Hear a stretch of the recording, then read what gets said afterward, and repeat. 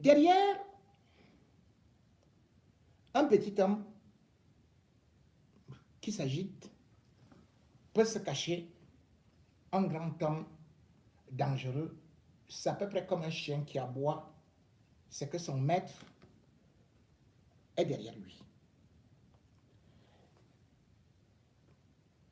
Lorsqu'on voit les réactions arrogantes, méprisantes de Jean-Pierre Amogo-Belinga, tout de suite, on voit derrière lui Laurent Esso. Et Laurent Esso a un réseau. C'est le réseau d'ailleurs qui a eu à atteindre Martinez Zogo, puisque c'est bel et bien lui qui, au téléphone, a dit « Finissez le travail ». Martinez Zogo est mort, a été assassiné, parce que justement, Laurent Esso a déjà détruit beaucoup de vies. Et parce qu'il a toujours été impuni. Et parce qu'il s'est toujours dit qu'il a un grand ami qu'on appelle Paul Biya. Et que certainement ce sera lui, le futur président, quitte à le renverser, quitte à pouvoir utiliser des méthodes de voyous dont la haute criminalité. Autour de Biya, avant même ce qui arrive aujourd'hui, Laurent Esso avait déjà détruit d'autres ministres. Et c'est pour cela que aucun ministre ne peut bouder devant lui. Tous ont peur de lui. Que ce soit lui Paul Motazé, c'est bien sûr Jean-Pierre Amogo-Belinga qui part avec lui Paul Motazé pour dire ceci, tu fais cela et tout et tout. Parce que tous les ministres ont vu l'influence de Laurent Esso qui, du temps même où il était déjà à la présidence de la République, lui qui combat aujourd'hui Ngongo, il était plus nuisible et bénéficiaire de la même signature. Quand on parle de cet homme qu'on appelle Lazare Atou, qui est devenu tout puissant, qui a fait de lui ce grand et qui a fait que aujourd'hui il soit celui-là qui peut mettre tout le monde en prison et qui peut continuer à piller les acquis de l'État. C'est Laurent Esso. Lorsqu'on parle de la justice et de beaucoup de ministres qui croupissent en prison, qui a fait cela? C'est Laurent Esso. Et Laurent Esso a des enjeux qui sont toujours sexuels, toujours avec des gens que tu ne sais pas d'où ils sortent, comme ce Lazare Atou. Quand on parle de la puissance de Lazare Atou, il faut savoir que cet homme n'était qu'un notificateur. Ce notificateur qui, parce qu'il fallait, bien sûr, faire la liquidation de ce qu'on peut appeler le patrimoine de ces sociétés qui étaient devenues des éléphants au pied d'argile, bon, avec le régime Biya qui ne pouvait plus fonctionner, qui était anémié. Eh bien, après la liquidation, c'est là où Lazare Atou sort de son trou. Et il était chômeur. Et il va donc dire qu'il va créer un cabinet. Et Laurent Esso est secrétaire général à la présidence. Dieu seul sait dans quelle auberge ou dans quel hôtel ils se sont rencontrés. Dieu seul sait quelle qualité de sang ils ont bu, quelle alliance ils ont. C'est ainsi que Atou va devenir, il sera chargé, il va construire un soi-disant cabinet d'experts comptables. Alors que lorsque vous cherchez au Cameroun, sur le tableau de tous les experts comptables, vous n'allez pas voir Lazare Atou. Pauvre chômeur qui subitement crée un cabinet et qui hérite d'un portefeuille de ces grosses sociétés, soi-disant qu'il est en train de pouvoir les protéger. Et d'ailleurs, lorsqu'on parle de ces sociétés, ça veut parler des immeubles, des terrains qui ont été laissés par ces sociétés-là. Et je vous ai dit que c'est évalué à plus de 104 milliards. Donc c'est le 18 mai 2006 qui reçoit mandat. Or, le Cameroun se trouve dans des difficultés. Et c'est un homme qui va réussir à remonter la pente, justement aux impôts, qu'on appelle Polycarpe Ababa. Il est directeur des impôts. En tant que directeur des impôts, le Cameroun est dans ce qu'on appelle l'initiative PPTE. Et Ababa Polycarpe, en tant que directeur des impôts, va faire des pieds et des mains pour que le Cameroun atteigne le point d'achèvement peut-être en 2004. Le Cameroun échoue une première fois, mais va atteindre quand même en 2006. Par son excellent travail, parce qu'il réussit à remettre le Cameroun au circuit, Paul Biya va le nommer ministre de l'économie et des finances. Donc en 2004. Et maintenant, il trouve que Lazare Atou est assis sur un magot où il ne comprend pas grand-chose. Il y a des détournements. Il est ministre. Et il va donc décider, en 2007, de porter plainte contre Lazare Atou, qui sera d'ailleurs arrêté. Mais Laurent Esso va intervenir. En plein vendredi.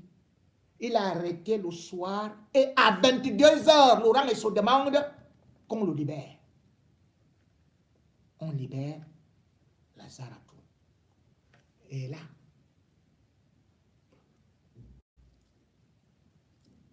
Laurent Esso trouve que Ababa Polycarpe, qui a fait que le Cameroun atteigne le point d'achèvement, il promet donc qu'il va le punir. Il est secrétaire général à la présidence. Hein? Et c'est comme ça qu'il va tout faire pour que on enlève Polycarpe Ababa. On le dégage. En 2008, il sort du gouvernement. Quelque temps après, Laurent Esso déclenche son arrestation sous les médias et tout, pour l'humilier. Il l'a humilié tellement Polycarpe Ababa que vous vous rendez compte, depuis 2008, ce monsieur a été condamné au moins 3 fois. Oh, il a détourné la TVA. On se rend compte que non, la TVA c'est plutôt la Banque mondiale qui avait demandé que les sociétés qui puissent bénéficier encore, qu'on puisse les reverser la TVA. Il n'a jamais rien pris des caisses de l'État. Mais on l'a quand même condamné. Hein. Alors que tous les documents prouvent qu'il ne prenait pas cet argent dans ses poches, mais que c'est des sociétés et que la preuve, le Cameroun ne devait plus de crédit à des sociétés. Non seulement la dette interne, mais aussi la dette externe avait été apurée. Mais Laurent Esso l'a maintenu en prison. Bien plus, Laurent Esso a fait que d'autres procès s'enchaînent. Vous allez voir, quand il s'agit de détournement sur l'affaire du Paul Motazé, boum, un autre procès contre Polycarpe Ababa. Vamour qui arrive, un autre procès contre Polycarpe Ababa. Polycarpe Ababa, mal à la dent, il va voir le dentiste. Laurent Esso, il dit au régisseur de prison, allez l'attraper. Et vous allez dire qu'on vient, on humilie le père d'autrui. On le prend en caleçon, sans caleçon plutôt. On le traîne comme ça dehors. On dit, allez, tentative d'évasion chez lui. Hein. Là, il était en train de se laver. On lui donne 6 ans. Polycarpe Ababa a eu le système qu'on appelle le rouleau compresseur, inventé par Laurent Esso pour détruire tout ce qui était susceptible de remplacer Paul Biya. Tous les frères de Paul Biya. Ou tout ce qui était les vrais fans Betty. C'est lui qui va détruire. C'est-à-dire que Amoubelinga et son Laurent Esso et Lazaratou. Voilà les assassins du clan Fambeti. Regardez l'état de Polycarpe Ababa, comme Mendozé qui est aussi mort en prison. Polycarpe Ababa, aujourd'hui c'est 25 ans de prison, demain c'est 18 ans de prison, après on ajoute encore 6 ans de prison. Il ne pourra pas sortir de là, il va mourir en prison. Qu'est-ce que cet homme n'a pas fait pour le Cameroun? Pour qu'on atteigne le point d'achèvement. Mais aujourd'hui, c'est l'humiliation totale. Quand on l'enlève, Paul Biya vient avec un autre qui est même américain. Mais Paul Biya apprend que le gars-là est très fort en économie. Lazare ici, Meigné. Il le nomme à la même place, ministre de l'économie et des finances. Lazare ici, Meigné. Première chose, il regarde aussi comme ça, il dit que celui-ci, il sort d'où? Lazare a tout ici, c'est quoi? Mais qu'est-ce qu'il est en train de faire avec l'argent du Cameroun qu'il est en train de faire? C'est quelle histoire ça?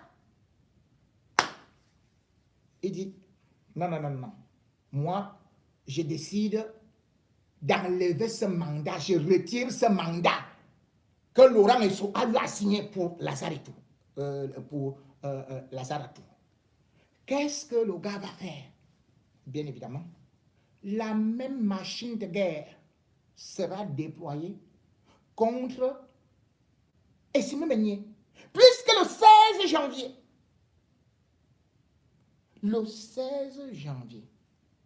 2015, c'est Laurent Esso qui écrit au ministre des Finances que bon, écoute, sur haute instruction du chef de l'État. C'est-à-dire que maintenant, quand c'est Ngongo qui dit sur haute instruction, il n'obéit pas. Hein? Mais lui, quand il était secrétaire général à la présidence, c'est ministre d'État, il avait écrit le 16 encore, parce que lui alors, c'est sur haute instruction. Paul Biya ne disait même rien, lui mettait seulement sur haute instruction. Sur haute instruction du chef de l'État, on doit enlever ta femme. Sur haute instruction du chef de l'État, on doit prendre ta maison. Sur haute instruction du chef de l'État, tu dois aller en prison. Sur haute instruction. C'est comme ça que Laurent Esso a fait pour détruire tous les Fambeti. Et c'est comme ça que Essimé Meigné va dire que non. Moi, je ne peux pas accepter cela parce que le chef de l'État ne peut pas accepter que autant d'argent par rapport à quelqu'un qui n'a pas un cabinet, ceci. Moi, je vais prendre notre cabinet. Il va prendre un cabinet qu'on appelle Cheptel. Mais ce cabinet va faire un travail extraordinaire seulement à 150 millions. On va dire, wow, Essimé Meigné a détourné 150 millions. Laurent Esso. Il active encore le même réseau. Ploup! Dans le piège. On décide d'arrêter Lazare Essimé Meigné. Et ce sont les Américains qui disent à Biya que, mais quoi? Tu nous as demandé ce monsieur, c'est un Américain, pour venir travailler chez toi. Il n'y a rien qui montre un détournement ou quoi que ce soit. Bien au contraire, lui, il est en train de décrier le détournement et tout et tout. C'est comme ça que Biya lui-même, avec la honte, va organiser la fuite d'Essimé Meigné. On va dire que tantôt Essimé Meigné, il est malade. On part avec lui à la CNPS, à l'hôpital de la Caisse, le 1er décembre, et on dit que sur instruction du chef de l'État, évacuation. Nous sommes le 1er décembre 2015. Essimé Meigné part aux États-Unis. Il n'est plus jamais revenu. Entre-temps, le même Laurent Esso a fait au moins 4 mandats d'arrêt et 4 procès contre Essimé Meigné pour le détruire.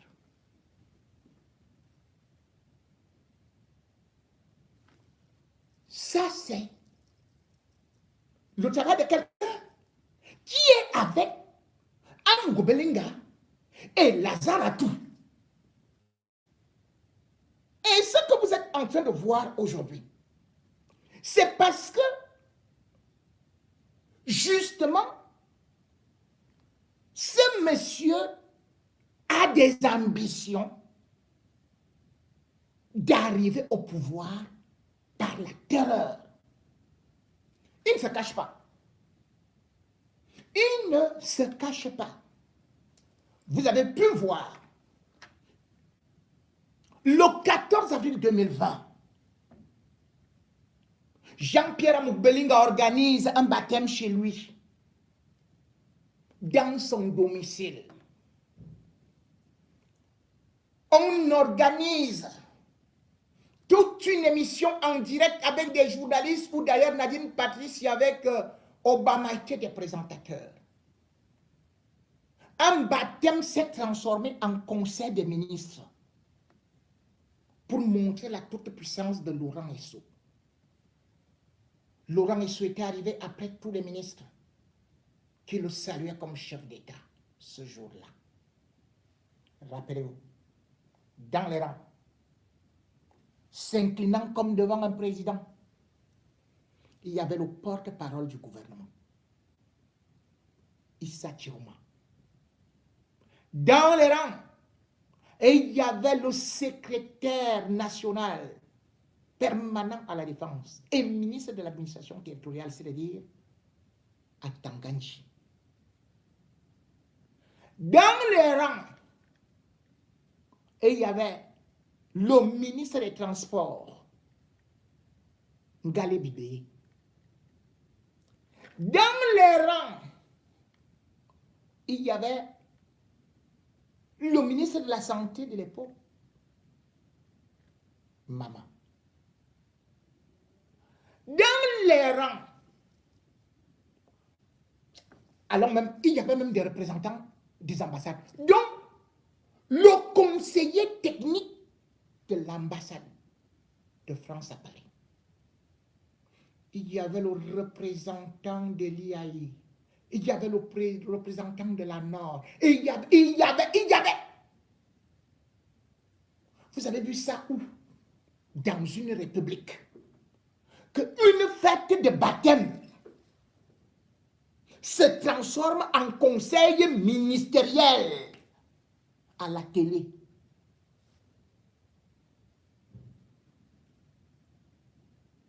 Vous avez vu le mariage de Jean-Pierre Amoukbelinga.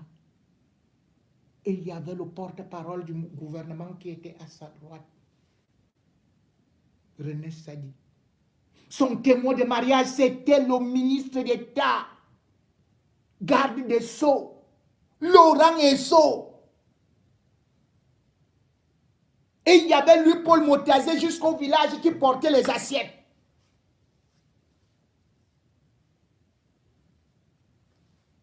Vous croyez que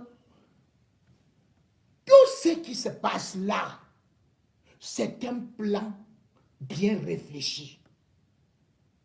On a détruit tout ce qui pouvait nuire à Laurent Esso. Amoukbelinga a monté des histoires contre eux. Amoukbelinga est parti faire des chantages à des directeurs. Amoukbelinga gagne des marchés. Ça fait de telle sorte que vous vous rendez compte. Quand on dit que Franck Biya aujourd'hui n'aime pas Amoukbelinga, c'est parce que lorsque vous allez voir le ministre qui était celui de l'économie, Ousmane Mé, c'est l'ami de Franck Biya, tout comme Mopa. Mopa, le directeur des impôts. Mais qui commence la guerre contre le directeur des impôts? C'est Amoukbelinga.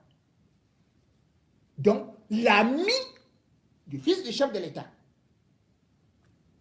Ousmane Mé, qu'est-ce que Laurent Esso va faire? Il va lui dire, je vais te mettre en prison, je vais faire opération épervier. Qu'est-ce que Ousmane Mé va faire le 25 avril 2014, alors qu'il est le ministre des Finances?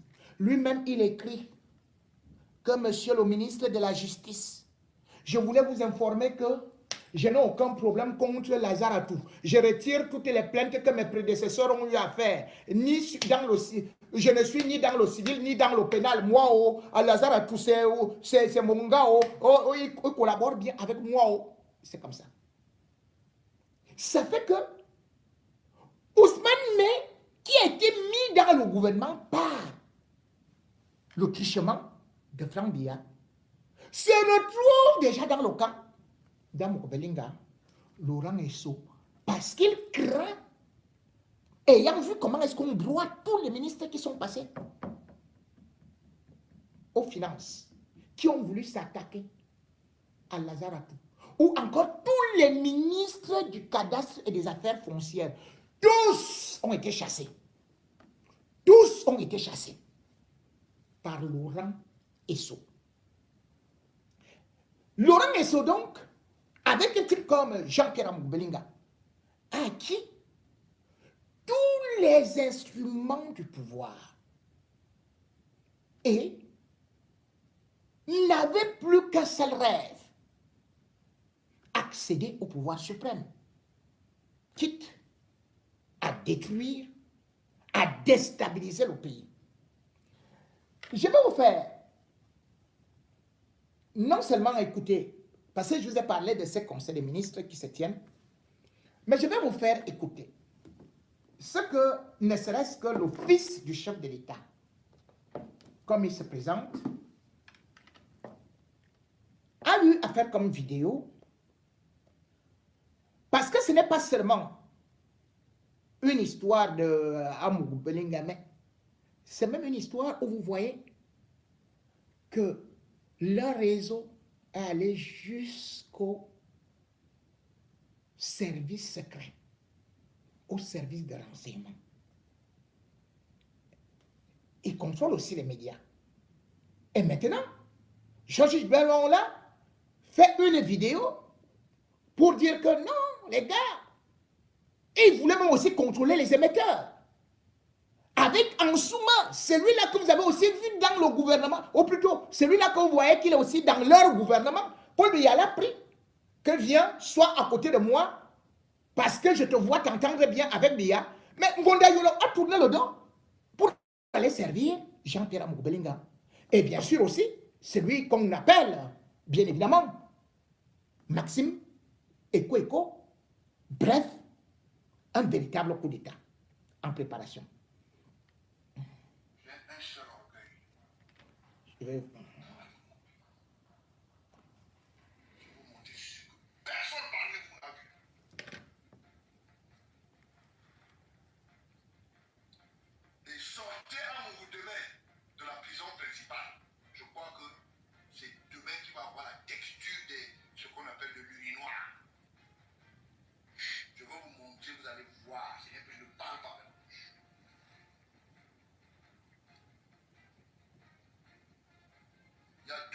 Qui le savent, mon père et moi, parce que quand j'ai une information, fax 1, bam, il a dit ça.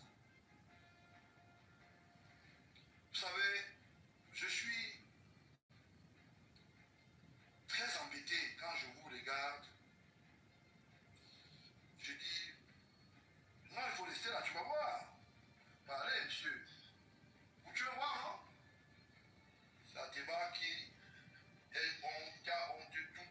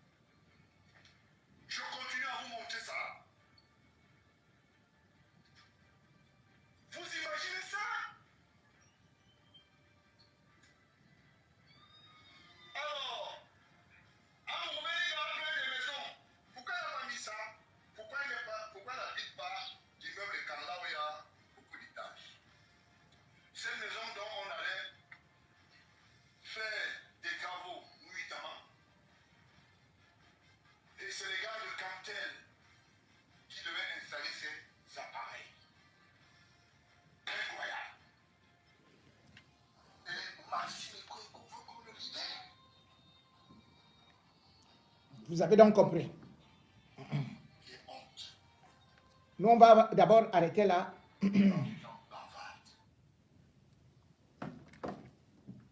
Vous voyez donc, certains parlent tout simplement et veulent nous désaxer en disant c'est un complot contre Jean-Pierre Amogo-Belinga.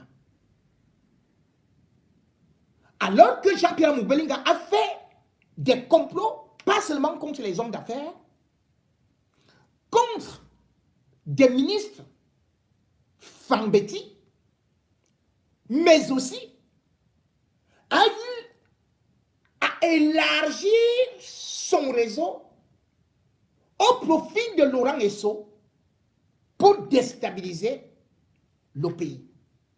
Chacun d'entre nous ne va pas dire que Maître Tchungang mentait quand lui-même a dit que Jean-Pierre Amogo-Belinga prenait des informations sur des frontières. La frontière du Cameroun avec la République centrafricaine ou encore avec la Guinée équatoriale. Ceci nous amène à dire ce qu'on a toujours eu à reprocher à cet individu. Il est prêt à arriver n'importe où, par tous les moyens, quitte à verser du sang. Et quand on parle de Ayolo, Ayolo était dans ce complot-là depuis, il a écarté même l'oncle de Franck Biya, en faisant semblant vouloir lancer les franquistes. Ayolo, bien au contraire, est celui-là qui est l'espion dans le ventre de Biya, c'est l'ouvert dans le fruit. Vous savez, quand Biya décide de se débarrasser de Robert Nkili, Robert Nkili rentre au village. Mais Biya se dit quand même que, compte tenu du fait que cette femme-là, c'est elle qui a tout fait pour moi, je vais essayer d'envoyer Robert Nkili quelque part comme ambassadeur. Et le 16 janvier, le 16 avril, le 16 avril 2015, il va recevoir dans son village deux personnes un peu curieuses. Madame Okuda et le ministre Donsoumet, qui viennent lui dire que champagne, champagne, champagne, champagne, on a déjà vu, le chef a déjà signé. Tu seras ambassadeur du Cameroun à Paris. Le gars lui aussi, n'est-ce pas que il se met à danser? On filme tout ça. Pour qu'on reparte montrer à Paul Biya, et surtout que il avait eu à inaugurer avec à l'époque, celui qui était DCC, directeur du cabinet civil, Bellinger Moutou. Il avait ouvert la chapelle. Ils ont filmé. Ils sont partis remettre à Paul Biya que, tu as vu, tu n'as même pas encore nommé, il fait déjà la fête.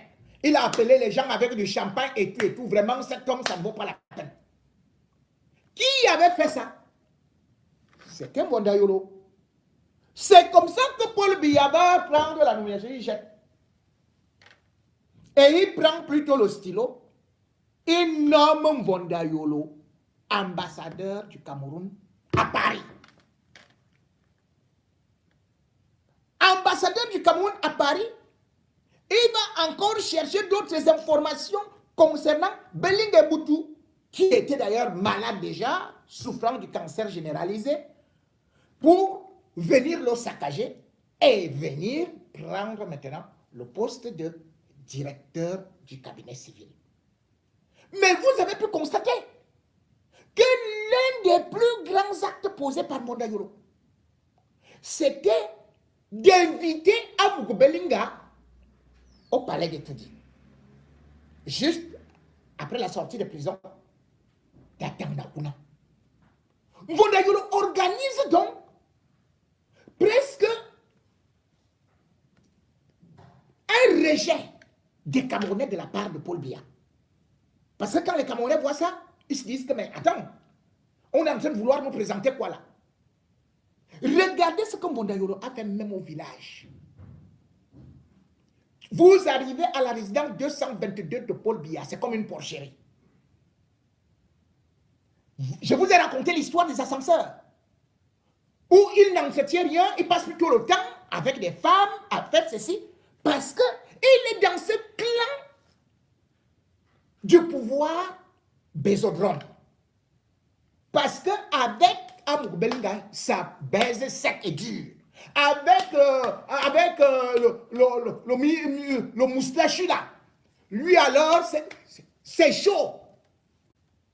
Donc, voilà le groupe de Sodome et Gomorrhe qui devrait diriger notre pays et qui a décidé de tout faire, non seulement pour voler, mais surtout pour installer la terreur, l'horreur, d'où l'assassinat de Martinez Zogo. Martinez Zogo est mort de la même manière qu'un certain Jules Koumkoum. Je ne vais pas parler de Bibi Ngota. Que le même Laurent Esso avait utilisé la DGRE pour l'assassiner. Aujourd'hui, il est reparti utiliser la DGRE. Mais ce que Laurent Esso ignore, c'est que aujourd'hui, il croit qu'il est très fort, qu'il tient Biya. Mais Laurent Esso ne sait pas que devant Biya, tous sont des gibiers. Tu as beau être fort aujourd'hui, mais quand Biya voit que son pouvoir est en danger, que tu as mis l'État dans la poubelle, et que tu as voulu faire exactement ce que les autres, toi-même tu les accusais de faire, c'est Laurent Esso qui a accusé les Atangmabara, les Titusédois, les autres, et a permis à les jeter en prison en inventant l'histoire du G11. Cette fois-ci, Laurent Esso a organisé le G25 en éliminant Franck Biya, en éliminant tous les adversaires et en allant tout simplement avec les Mbondayolo, les Amour Belinga et bien sûr quelques gants comme les Louis-Paul Moutazé, les Atanganji. Et puisque Martinez Zogo a commencé à dénoncer, il ne pouvait plus vivre. Il a été assassiné parce qu'avant Laurent Esso, il y avait quelqu'un d'autre qui se croyait fort et qui croyait qu'après avoir éliminé d'autres adversaires, que lui-même, le tapis rouge et le palais d'étoudie lui était ouvert. Mais mal lui en a pris. Paul Biya finit par ce type-là. Il était aussi puissant, aussi grand que Laurent Esso. Où est-il aujourd'hui? On l'appelait Mbongo. Laurent Esso va finir comme Mbongo parce que les mêmes causes produisent les mêmes effets.